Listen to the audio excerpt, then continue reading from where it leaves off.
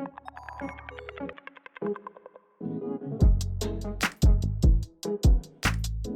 what's going on, good people? It's your boy Taz back at you with another Eden Zero breakdown, review, discussion, whatever you would like to call this. And this will be the official welcoming back to the reviews for chapter 158, entitled The Madness of a Man Who Knows No Love. Now, if you have seen my previous video, there were spoilers, which now we're just going to break this down, look over it, and see what is actually more filled in than what it was previously. But as we have the cover page, you can see what looks like to be the penal squad of the Littles of the Eden's universe, all in Ranger form, and you can see the head of Wyler back there getting floated around like they just did him in one, which I am grateful to see because no one likes him. He's super trash. But getting back to us, Laguna and Princess meeting back up, as of course he assumed she was dead, and she also said she was not dead, as she's been with the Imperials, that she switched sides, she turned cold. Now, using her ether, the red string of destiny, she starts trying to bind Laguna, and he activates his own ether, which floods the area with water. And he's basically going back and forth with her, saying, "You betrayed us, your friends are Oasis."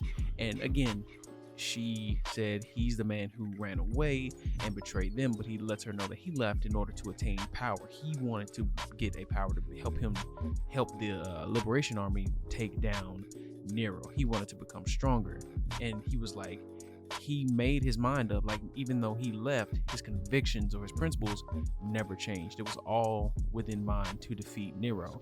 And she was like, "Oh, but because the Empire killed your best friend, that's why you joined Oasis." And him still using his powers, like trying to get her, as best he can before she punctures his chest.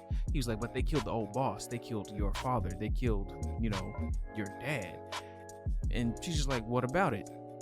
He's like, "What happened to you?"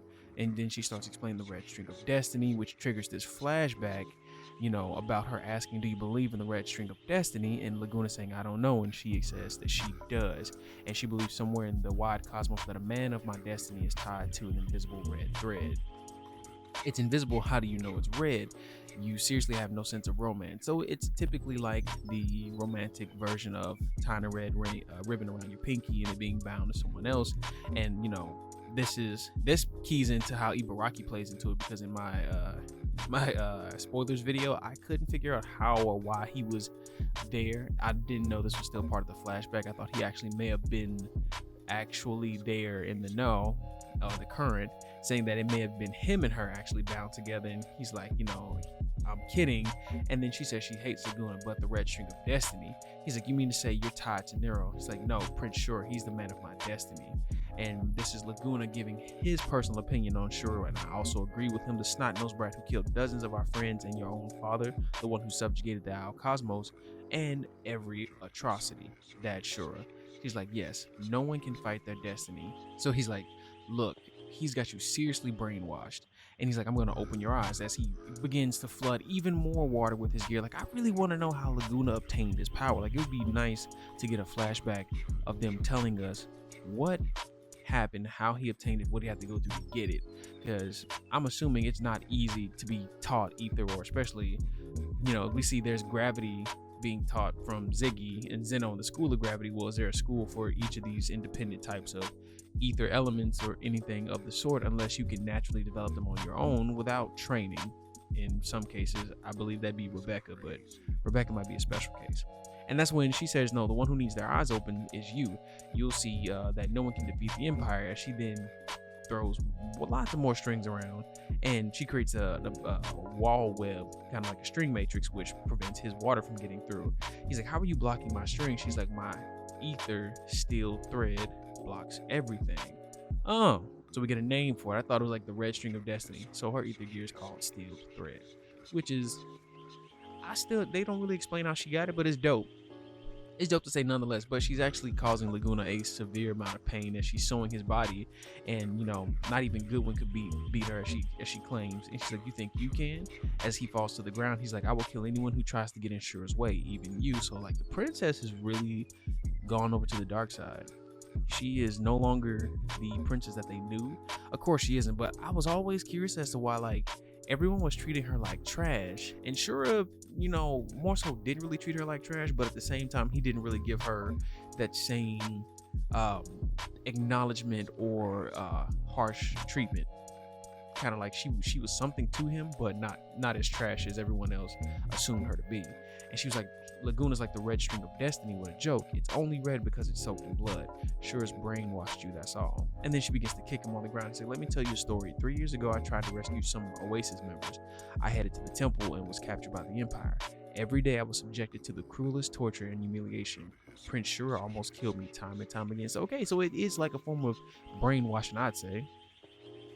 I think the worst was when he took me out for walks. He stripped me naked, put me on a leash, and marched me through the town like a dog. All the questioning looks, the mocking voices. On top of that, he inserted a bomb in her rectum. Wow, yeah, he is big trash. He's like, stop, I've heard enough. No, he's like, no. She's like, no, you gonna listen. This went on for days, and then I realized how lonely he was. Prince Shura has never loved anyone, and he's never been loved, not even by his own father, the Emperor Nero. Eventually, I came to pity him, and one day I saw it, the red string of destiny. Yo, this is some sick, twisted stuff. There's a name for that type of syndrome, when the victim develops a will or empathy for their oppressor.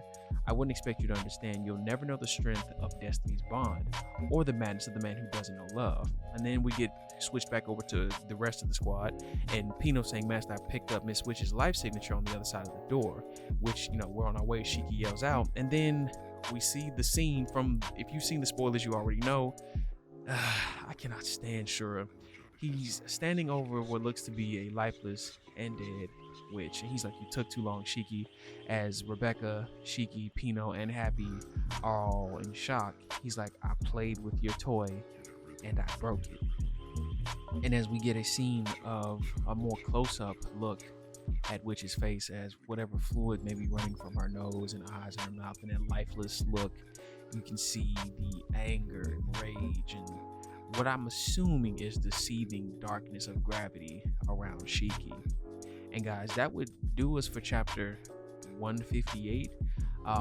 Be on the lookout for chapter 159. I may have some spoilers coming for that, and again, always shout out to those who I can get this information from. But yeah, I think the nail's about to hit the coffin. Like, this Shiki and Shura fight is gonna either get something serious, or our boys are going to fall to the dark side, and who knows how it's going to play out. I'm hoping that this is a one and done for Witch, even though she is one of my most beloved characters of the four shining stars. I wish we would have gotten to know Valkyrie just a little bit better, but I think it'll be good for the story overall. And, let's just see what happens. If you've made it this far, like always, man, thank you so much. I appreciate you. Like the video, comment, subscribe if you're enjoying the content, and say something down below if you enjoyed the chapter. If you feel any certain type of way, anything you're speculating about, please let me know, dish, and share. I'd love to hear what you have to say about it. But again, I'll talk next time. Peace.